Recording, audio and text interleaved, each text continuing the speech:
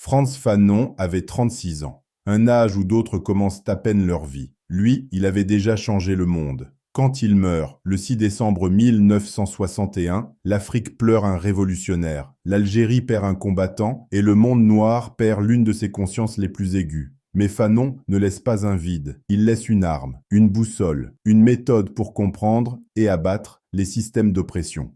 Voici la dernière bataille de Frantz Fanon, la maladie, un compte à rebours implacable. En 1960, Fanon tombe gravement malade. Le diagnostic tombe, une leucémie aiguë, une condamnation à mort. Mais Fanon refuse de ralentir. Il voyage, négocie, rencontre, écrit. Il dit à ses camarades « Je n'ai plus de temps, alors je vais plus vite ». Pendant qu'il représente le gouvernement provisoire algérien en Afrique, il perd du poids, il s'essouffle, mais il continue.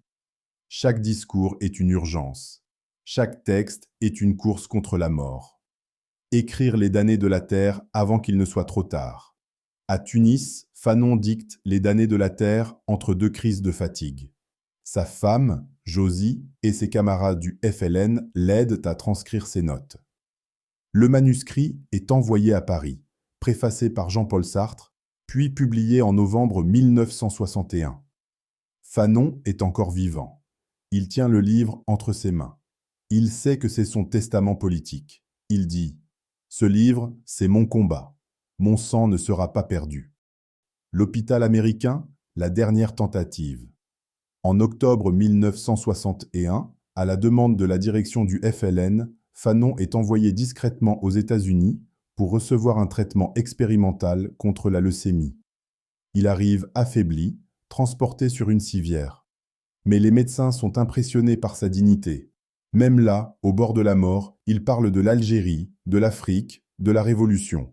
Il demande une dernière chose, retourner en Tunisie pour mourir parmi les siens. Mais il n'en aura pas le temps. 6 décembre 1961, le dernier souffle.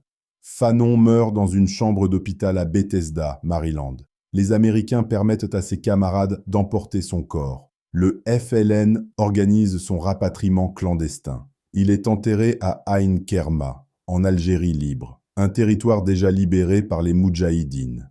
Il repose là où il avait choisi de vivre, dans une terre d'Afrique en lutte.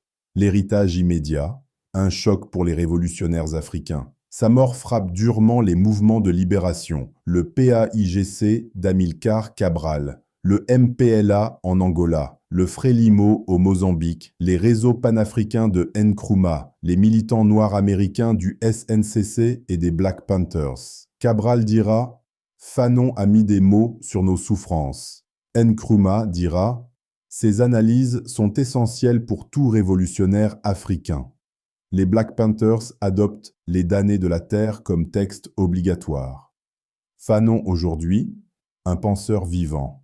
Les idées de Fanon réapparaissent dans les luttes palestiniennes, la violence du colon appelle la contre-violence, les mouvements étudiants sud-africains, Black Lives Matter, les luttes anti-néocoloniales au Sahel, les débats sur les violences policières, les discussions sur la santé mentale des peuples dominés, les critiques du racisme structurel en France, aux États-Unis, en Europe. Fanon avait écrit « Chaque génération doit, dans une relative opacité, découvrir sa mission ».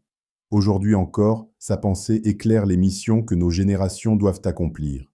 Le message central, la liberté n'est jamais donnée. La conclusion de Fanon est simple, tragique, brutale, mais vraie. Le colonialisme ne tombe pas tout seul. Il n'a pas de remords, il ne se réforme pas, il se détruit. Fanon nous dit « Soyez lucides, soyez vigilants. Ne vous laissez pas séduire par les illusions du progrès fictif. Identifiez les nouvelles formes d'exploitation. Rejetez les élites compradores. Construisez vos propres institutions. » Il n'était pas seulement un penseur, il était une alarme. Conclusion, Fanon, le monde et l'avenir. Fanon n'a pas connu l'Algérie indépendante. Il n'a pas vu l'Afrique s'unir. Il n'a pas vu les peuples reprendre leurs terres. Mais il a laissé les outils, les mots, les stratégies, l'analyse. Et surtout, il a laissé un appel à l'action. Dites-nous en commentaire, quelle est la pensée de Fanon qui vous marque le plus? Voulez-vous une série spéciale sur les héritiers de Fanon? Cabral, Biko, Thomas Sankara, Rodney? Si cet épisode t'a éclairé, ému ou révolté, nous t'invitons à liker, partager et t'abonner. Chaque geste aide ces voix, ces histoires, ces vérités à voyager plus loin. La connaissance est un champ de bataille et tu fais partie de ce combat. Merci d'avoir écouté. On se retrouve dans la prochaine vidéo.